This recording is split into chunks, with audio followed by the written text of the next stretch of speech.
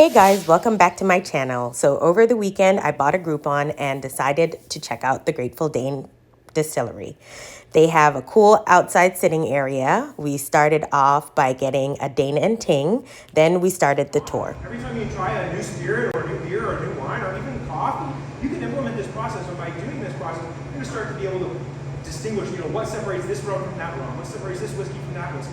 And you're just starting to build up a portfolio in your brain. And you go through it by just taking your time and smelling it. It's letting your nose wake up. Your senses in your nose are kind of tuning in. Your brain is tuning in to drinking and saying, hey, is it party time? What's going on?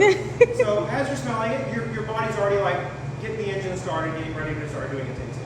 The next thing we need to do is we kind of need to ease our palate into this. If we took it like a full shot of alcohol, we're just going to blow out all of our taste buds and we're not going to be able to taste shit. So what we need to be able to do is we need to ease into it. And the way I recommend doing this is by taking the tiniest little taste. Essentially all we're doing is we're wetting the tip of our tongue and lightly coating that around our mouth. I learned from a whiskey distiller out in Colorado many years ago. They call this the Chattanooga Chew. It looks a little something like this.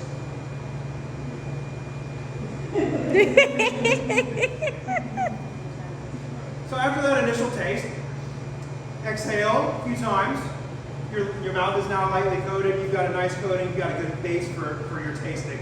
In about 5 to 10 seconds after doing that, you're ready to do some tasting. And now you don't need to wait for me anymore. You're certainly welcome to drink it at your own pace. Now, as we sip through this rum, we're going to be able to start to pick out all those awesome flavors. The first things that you're going to notice is those grassy, vegetal-like flavors from our sugarcane. Those are very, very quickly followed up by those heavier, earthier, molasses-like notes. And then on the finish, you're going to get almost a bit of a sour-like finish. Although sour is not the best word to describe it. In the rum world, we call this funkiness.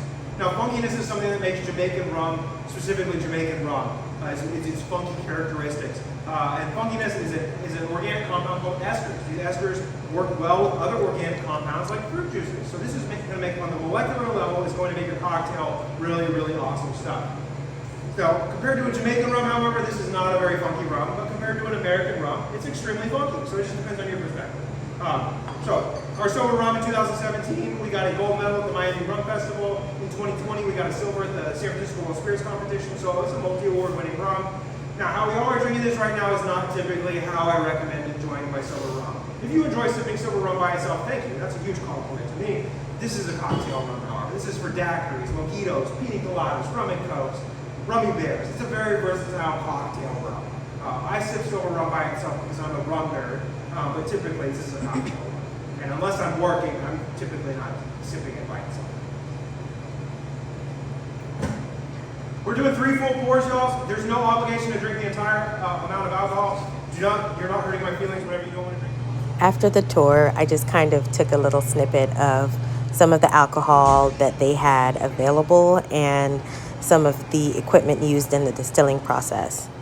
And I thought it was a really cool tour, well worth the money, very informative, and I definitely would recommend it. At the end of the tour, we purchased a bottle of the gold rum and the silver rum. We also tried 2 of the cocktails that they had available for sale. And then when I got home, since they recommended that the silver be used for mixed drinks, I made a delicious mimosa. If you like this video, don't forget to like, share, and subscribe. And I'll see you guys in the next video. Bye!